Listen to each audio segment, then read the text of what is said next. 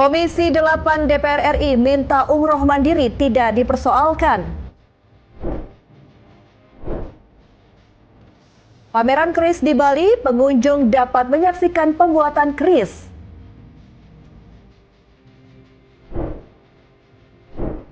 Delapan gunungan hasil bumi Merti Dusun ludes diserbu warga. Halo, selamat malam pemirsa setia Berita Nasional TV. Senang sekali Berita Nasional Malam kembali hadir menyapa Anda.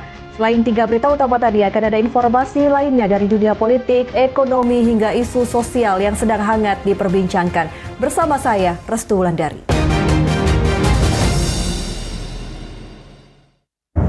Kita langsung saja ke berita utama pemirsa. Ketua Komisi 8 DPR Marwanda Sopang menegaskan kebijakan perihal umroh mandiri agar tidak dipersoalkan lagi. Menurutnya, pelaksanaan umroh mandiri secara legal sudah masuk dalam revisi undang-undang tentang penyelenggaraan ibadah haji dan umroh yang telah disahkan.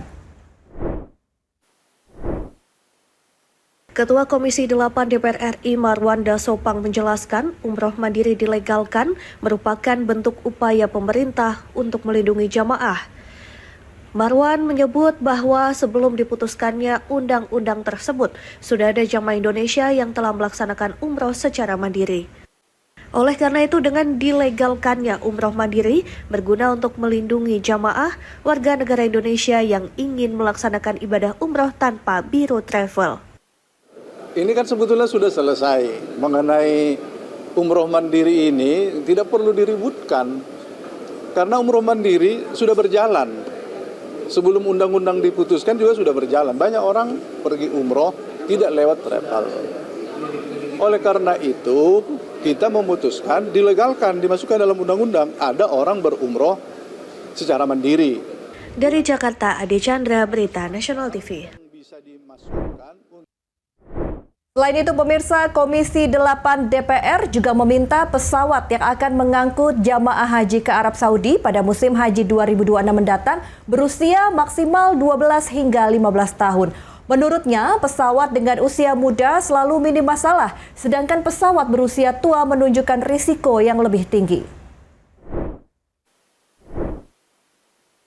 Ketua Komisi 8 DPR RI Marwanda Sopang menyoroti perihal usia pesawat yang mengangkut para jemaah haji untuk menuju ke Tanah Suci.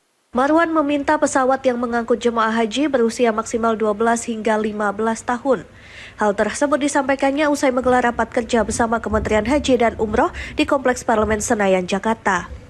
Menurutnya, pesawat dengan usia muda selalu minim masalah, sedangkan pesawat berusia tua mempunyai resiko yang tinggi. Selain itu, dirinya juga meminta kru pesawat nantinya harus berbasis nasional. Hal ini mengingat para jemaah yang merupakan dari berbagai usia dan daerah sehingga menjadi kesulitan dalam berkomunikasi. Ya, sebetulnya kan ini pengalaman Pak Wahid, pengalaman kita lah di Komisi 8. Umur pesawat yang paling muda itu tidak pernah bermasalah. Umurnya yang lebih tua itulah yang bermasalah. Berdasarkan pengalaman itu kita merekomendasikan untuk menjadi bahan nanti di panja. Dari Jakarta, Ade Chandra, Berita Nasional TV. Pemerintah melalui Panitia Kerja atau Panja melakukan agenda rapat mengenai pembahasan biaya penyelenggaraan ibadah haji atau BPIH. Pemerintah menekankan bahwa fokus utama dalam pembahasan adalah upaya penurunan biaya haji sesuai dengan arahan Presiden. Hal ini disampaikan oleh Wakil Menteri Haji dan Umroh Dhanil Anzar Simanjuntak yang memastikan publik menantikan keputusan final untuk mengenai besaran ongkos naik haji tahun ini. Berarti fokusnya ini ke Bang, penyelenggaraan harga. Iya, jelas. Menteri Agama bersama rombongan tiba di gedung parlemen untuk mengikuti rapat pembahasan BPIH. Agenda utama rapat Panja adalah membahas secara mendalam struktur biaya yang diusulkan oleh pemerintah, termasuk usulan awal sebesar 55 juta rupiah untuk BPIH yang dibayar jemaah yang kemudian akan dibahas bersama DPR. Tujuan utama rapat ini adalah menemukan formula terbaik untuk biaya haji yang harus ditanggung jemaah atau yang dikenal dengan ongkos naik haji, dengan harapan dapat direalisasikan lebih rendah dari usulan awal. Pemerintah menegaskan bahwa pembahasan ini didasari perintah langsung dari Presiden. Tujuannya adalah memastikan biaya perjalanan ibadah haji dapat diturunkan. Pihak panja BPIH akan bekerja keras dalam perundingan dengan DPR untuk mewujudkan biaya haji yang lebih efisien tanpa mengurangi kualitas pelayanan bagi jamaah. Hari ini mau bahas panja BPIH, jadi fokusnya persiapan penentuan singkatnya untuk publik tuh ya ongkos naik haji lah nanti. Hari ini BPIH, itu aja. Dari Jakarta, Lydia Junita, Anggada Agung, Berita Nasional TV. Kita beralih ke informasi lain pemirsa, kegiatan workshop bertajuk Membangun UMKM Cerdas digelar di Balai Kota Depok, Jawa Barat. Ratusan pemilik UMKM di Kota Depok diberikan pemahaman terkait optimalisasi Artificial Intelligence atau AI, SEO hingga digital marketing. Pemerintah di bawah kepemimpinan Presiden Prabowo Subianto memiliki peta jalan teknologi dengan target 1 juta talenta digital. Staf khusus Presiden bidang UMKM dan teknologi digital bekerja sama dengan komunitas dan pemerintah daerah melakukan sejumlah sosialisasi di Kota Depok. Melalui workshop ini diharapkan pelaku UMKM di Kota Depok lebih mengerti penggunaan aplikasi digital. Staf khusus Presiden bidang UMKM dan teknologi digital Tiarna Bila Karbala mengaku optimis UMKM di Kota Depok dapat berkembang lantaran melihat banyaknya usaha seperti restoran dan kafe. Ditambah dengan perkembangan teknologi sekarang, tentunya ada e-commerce, marketplace, dan teknologi AI yang bisa dimanfaatkan oleh pelaku UMKM. Yang ingin kami lakukan adalah kami ingin mendekatkan program-program pemerintah ini lebih langsung kepada masyarakat. Jadi kami juga bekerja sama tentunya dengan komunitas, kami bekerja sama dengan para praktisi, dan kami juga bekerja sama dengan pemerintah daerah untuk mensukseskan program-program pemerintah pusat. Sementara itu, Wali Kota Depok Supian Suri mengaku UMKM memiliki peran vital dalam kemajuan perekonomian daerah. Supian berharap UMKM di Depok benar-benar bisa melesat untuk menjawab tantangan terhadap harapan masyarakat dan konsumen. Ya, sejatinya kita sama-sama tahu perjalanan kondisi kita di saat kemarin ada COVID ya, suasana tidak bergerak, justru yang bisa bertahan bergerak adalah ekonomi kita adalah dari UMKM. Untuk itu ini menjadi modal utama kita dengan penduduk yang cukup banyak, 2 juta lebih penduduk kita. Saya sampaikan tadi, UMKM kita kalau bisa menghasilkan produk yang memang bisa diterima oleh masyarakat, tidak harus jauh dari yang lain, cukup dari masyarakat Kota Depok sudah sangat cukup. Untuk itu tadi harapan kita ada kegiatan hari ini, UMKM kita terus belajar, karena tadi Pak Tiar dari staf khusus Pak Presiden khususnya bidang UMKM dan teknologi digital juga menyampaikan bukan yang mereka yang kuat yang bisa survive, tapi mereka yang cepat belajar dan cepat beradaptasi terhadap perkembangan. Dengan adanya workshop ini, UMKM di Kota Depok diharapkan bisa menghasilkan produk-produk yang dapat diterima oleh masyarakat luas. Dari Kota Depok, Jawa Barat, Tim Liputan, Berita Nasional TV. Pelaku penembakan seorang pengacara di sebuah lahan kosong yang masih dalam sengketa di kawasan Karet Tengsin, Tanah Abang, Jakarta Pusat ditangkap petugas Subdit Jatanras Direktorat Reserse Kriminal Umum Polda Metro Jaya. Dari tangan pelaku, petugas menyita sepucuk senjata api yang digunakan untuk menembak korban. Gimana? Woi, mana senjata? Ini senjatanya. Woi, ini. Subdit Jatanras Direktorat Reserse Kriminal Umum Polda Metro Jaya bergerak cepat dalam menangani pertikaian 2 kelompok di sebuah lahan sengketa Jalan Kiai Haji Mas Mansur, Karet Tengsin, Tanah Abang, Jakarta Pusat. Keributan 2 kelompok asal Indonesia Timur ini bahkan membuat seorang pengacara ditembak oleh kelompok lawan hingga harus dilarikan ke rumah sakit.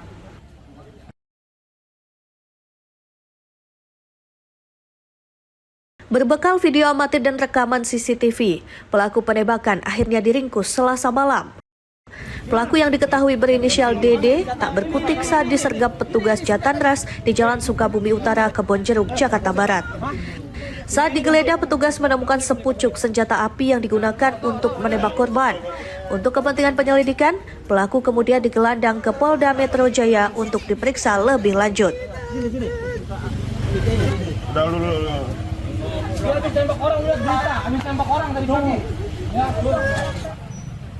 Kepada petugas, pelaku mengaku melepaskan tembakan karena korban dan kelompoknya memaksa masuk, merusak gerbang lahan yang ia jaga dan mengintimidasi rekan-rekannya. Akibat penembakan ini, korban yang bernama Wawan Abdullah mengalami luka tembak di bagian punggung dan kini menjalani perawatan intensif di Rumah Sakit Polri Kramat Jati, Jakarta Timur. Sebelumnya, Polres Metro Jakarta Pusat juga meringkus 33 orang dalam peristiwa ini. Dari Jakarta, Theo Fandi, Berita Nasional TV. Tempat bajunya, bangunnya ya. Pemirsa, informasi menarik lainnya akan kami hadirkan usai jeda. Tetaplah bersama kami di Berita Nasional Malam.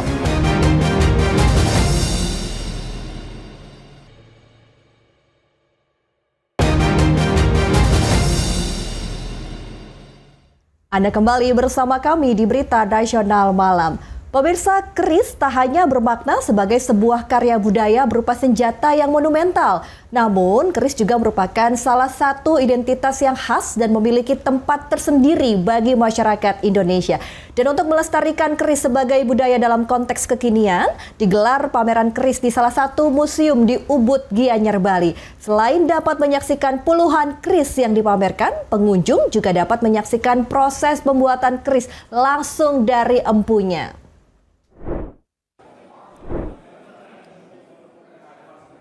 Di balik lekuk dan kilaunya, keris menyimpan pesona lebih dari sekedar logam yang ditempa sang empu. Dalam prosesnya, pembuatan keris memiliki perjalanan panjang, sejak pemilihan bahan yang berkualitas hingga proses ritual dan doa-doa yang kemudian ditempa oleh empunya hingga menjelma dalam bentuk senjata. Untuk mengajak masyarakat lebih mencintai keris sebagai warisan budaya yang membawa pesan-pesan luhur dari para empunya, digelar pameran keris di Museum Neka Art Museum Ubud, Gianyar, Bali. Begitu memasuki bagian depan lokasi pameran, para pengunjung dapat melihat secara langsung proses pembuatan keris. Pembuatan keris adalah sebuah seni yang melibatkan teknik tempa logam yang kompleks. Proses pembuatan keris pun cukup rumit, mulai dari pemilihan bahan, penempaan, dan pelipatan, pembentukan bilah, pembuatan ornamen, hingga penyepuhan. This is a great lineage.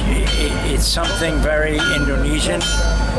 Pandai, the lineage of the blacksmith that continues in Java and in Bali and in other places in Indonesia. It fascinates me.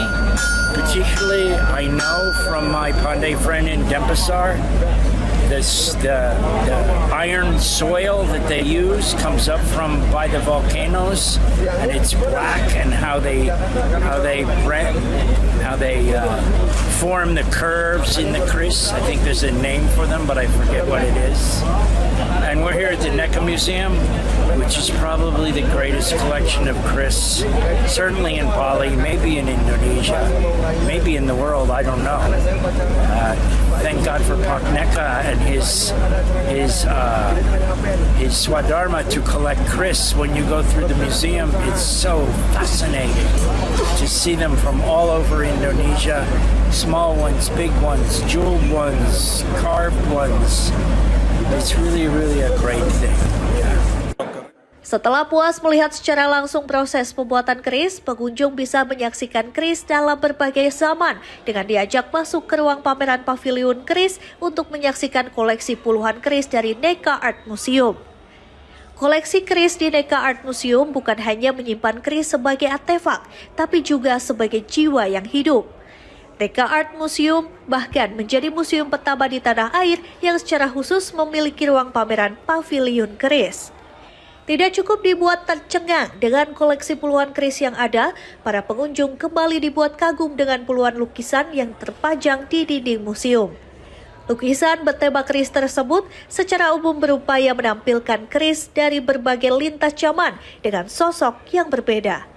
Mulai dari keris sebagai kisah tradisi, perang dan upacara, keris sebagai pertunjukan, hingga makna simbolik dan spiritualnya yang abadi. Lukisan yang dipamerkan sekaligus bentuk ekspresis visual ketika seni melukis bertemu dengan seni menempa yang menjadikan lukisan tersebut sebagai jembatan antara dunia material dengan imaterial. Itu seperti dalam lukisan ini adalah kesejatian orang Bali itu ditunjukkan dengan keris. Jadi dari proses pembuatannya, filosofinya itu nggak seperti pandai besi biasanya membuat pisau atau membuat yang biasa, tapi keris itu membutuhkan proses kadang bertahun-tahun. Ya, dia menumpahkan seluruh rasa baktinya itu untuk menciptakan suatu benda yang bukan semata-mata untuk menyakiti, bukan sekedar untuk membunuh, tapi keris merupakan suatu simbol keseriusan, kesucian, spiritualitas kepada orang Bali untuk memuja pada leluhur, pada Tuhannya. Nah, seperti kalau dalam buku saya itu, keris bukan seringkali digunakan pada saat upacara-upacara tertentu, bukan untuk memotong sesuatu. Nah, tapi dia itu untuk memancarkan suatu keinginan spiritualitas yang tinggi, sehingga yang sangat menggambarkan dalam kehidupan prosesi Bali yang dalam konteks ayahnya itu tinggi sekali. Jadi bukan sekedar benda tajam biasa, Pak? Tajam biasa yang untuk melukai ataupun menyakiti tidak, tapi dia itu simbolik satu rasa pengorbanan, rasa berserah diri yang tinggi sehingga menimbulkan suatu mahakarya yang memang dihukum. Artinya ini keris ini jadi bagian dari keseharian masyarakat Bali? Ya, dari keseharian masyarakat Bali. Jadi biarpun dia itu dulunya mungkin dipakai senjata untuk berperang, tapi sekarang disakralkan, dikeramatkan, dipuja, bukan kita memuja benda, tapi bagaimana keris itu dibentuk, bagaimana simbolik daripada kepercayaannya itu kemudian dia tumpahkan dalam keris tersebut. Ini mengenai pameran keris dalam lukisan, jadi ini kolaborasi, jadi semuanya menarik dan juga ini ada kaitannya antara keris dengan lukisan. Kalau keris ini sudah barang tentu pakemnya vakum, jadi tidak bicara. Kalau lukisan sudah menceritakan, jadi di dalam lukisannya berbicara, di sana menarik. Jadi ini menarik, Pak, ya, antara kolaborasi pameran keris dan juga lukisan bertema keris ini, Pak, ya? Iya, sangat menarik sekali. Ya, apa ya, Pak, yang paling unik ini, Pak? Yang paling unik di sini adalah keris ini diambil dari zaman kuno. Jadi keris ini semuanya bertuah menurut saya. Acara ini sekaligus untuk menghidupkan kembali tradisi ruang dialog budaya dengan menyatukan seni rupa, literasi budaya, hingga ekspresi tradisi sebagai elemen penting dalam merawat jati diri bangsa. Dari Gianyar, Bali, Bagus Raditya, Berita Nasional TV. Kita beralih ke informasi lain, pemirsa. Sebanyak 226 tersangka yang terlibat dalam kasus pencurian dengan kekerasan ditangkap Polda Sumatera Utara dalam operasi Kancil Toba 2025 yang digelar jajaran Polda Sumatera Utara sejak September hingga Oktober 2025. Kasus yang paling menonjol berhasil diungkap jajaran Polda Sumut, diantaranya kasus pencurian sepeda motor dan perampokan. Sedikitnya ratusan sepeda motor hasil kejahatan berhasil disita petugas. Selain sepeda motor, petugas juga menyita barang bukti hasil kejahatan lainnya, diantaranya senjata tajam, puluhan unit ponsel, mobil dan alat yang digunakan para pelaku dalam menjalankan aksinya. Selama 2 bulan menggelar operasi Kancil Toba 2025, jajaran Polda Sumut mengungkap 249 kasus pencurian dengan kekerasan. Kombes Pol Riko Taruna Mauruh, Direktur Ditreskrimum Polda Sumut, dalam keterangan persnya Senin siang, mengatakan para pelaku spesialis pencurian dengan kekerasan tersebut tergolong sadis karena tidak segan-segan melukai bahkan menghabisi nyawa korban yang berusaha melawan. Sepeda motor hasil kejahatan para pelaku biasanya dipretel dan dijual kepada penadah. Hal ini dilakukan untuk mempermudah penjualan dan menghilangkan barang bukti. 49 kasus dengan tersangka sebanyak 226 orang dan berhasil mengamankan barang bukti berupa mobil 1 unit, kemudian sepeda motor 114, truk ada 1 unit, sajam 4 bilah. Polda Sumatera Utara akan terus menggelar operasi Kancil Toba 2025 untuk menekan angka kejahatan khususnya pencurian dengan kekerasan. Dari Medan, Sumatera Utara, Tim Liputan Berita Nasional TV. Unit Reskrim Polsek Jati Uwung menciduk 2 pelaku pencurian sepeda motor yang tak lain adalah kakak beradik saat mereka sedang beristirahat di Desa Mandalawangi, Kabupaten Pandeglang, Banten pada Selasa dini hari.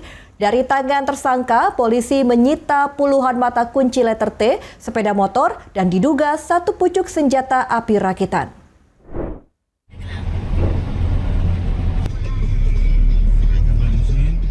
Usai mendapat laporan dan hasil olah tempat kejadian perkara, tim Opsnal Unit Reskrim Polsek Jati Uwung mengejar komplotan pelaku pencurian sepeda motor.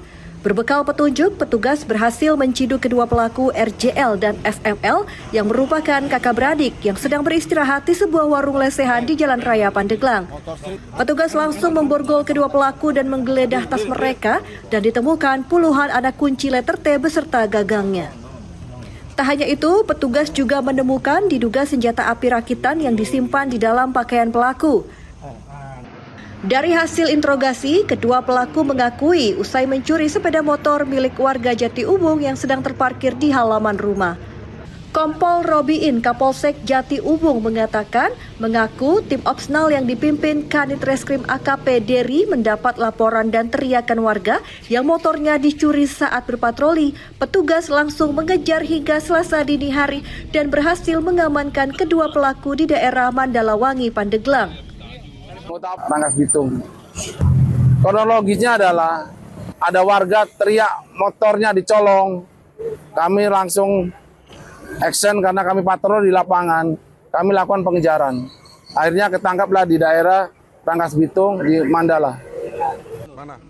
Dari Tangerang, jurnalis Berita Nasional TV.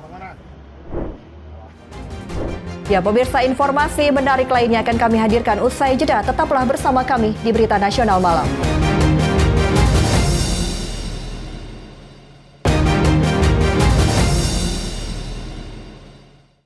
Terima kasih Anda masih bersama kami di Berita Nasional Malam. Pemirsa, sebaran udik-udik mengawali puncak acara Merti Dusun Karangsari di Kalurahan Wedomartani, Kapanewon, Ngemplak, Kabupaten Sleman, Yogyakarta pada minggu lalu. Ratusan warga juga antusias berebut gunungan hasil bumi yang menjadi simbol doa syukur dalam tradisi Merti Dusun Padukuhan Karangsari ini. Diawali dengan kirab bergodo atau prajurit tradisional, upacara adat Merti Dusun Padukuhan Karangsari berlangsung meriah. Arak-arakan kirab bergodo membawa serta 8 gunungan hasil bumi, simbol sedekah atas berkah rahmat Tuhan berupa hasil panen yang melimpah. Seluruh masyarakat Padukuhan Karangsari pun antusias mengikuti kirab gunungan mulai dari anak-anak hingga orang tua. Mereka turut serta dalam kirab dengan mengenakan busana adat Jawa dan penuh semangat. Tak ketinggalan para petani yang juga ikut dalam barisan kirab dengan mengenakan caping sebagai atributnya. Kirab Gunungan Hasil Bumi Padukuhan Karangsari merupakan rangkaian acara puncak Merti Dusun yang digelar setiap tahun sekali. Menempuh jarak sekitar 1 km dan melintasi jalan raya, arak-arakan kirab gunungan pun menjadi perhatian para pengguna jalan yang melintas. Kirab Gunungan kemudian berakhir di Pendopo Padukuhan yang menjadi lokasi digelarnya puncak acara Merti Dusun Karangsari. Acara kemudian dilanjutkan dengan penyerahan gunungan kepada perangkat desa yang didahului dengan penyerahan 3 tombak pusaka. Setelahnya dilakukan tradisi menyebar udik-udik sebagai simbol pembagian sedekah yang merata dari para tokoh kepada masyarakatnya. Sesudah itu, 8 gunungan menjadi rebutan warga hingga ludes. Perasaannya gimana, Bu?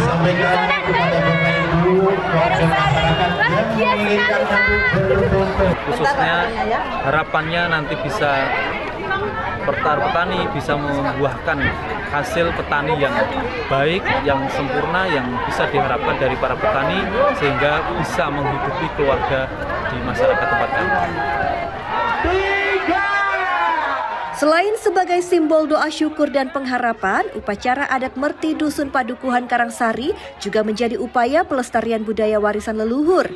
Tradisi Merti Dusun juga menjadi sarana menjaga kerukunan antar warga, sekaligus memupuk semangat gotong royong dan kebersamaan. Dari Yogyakarta, jurnalis Berita Nasional TV. Ya pemirsa, informasi tadi sekaligus menutup perjumpaan kita di Berita Nasional Malam kali ini. Saya Restulandari beserta kru yang bertugas pamit undur diri. Selamat malam dan selamat beristirahat. Sampai jumpa.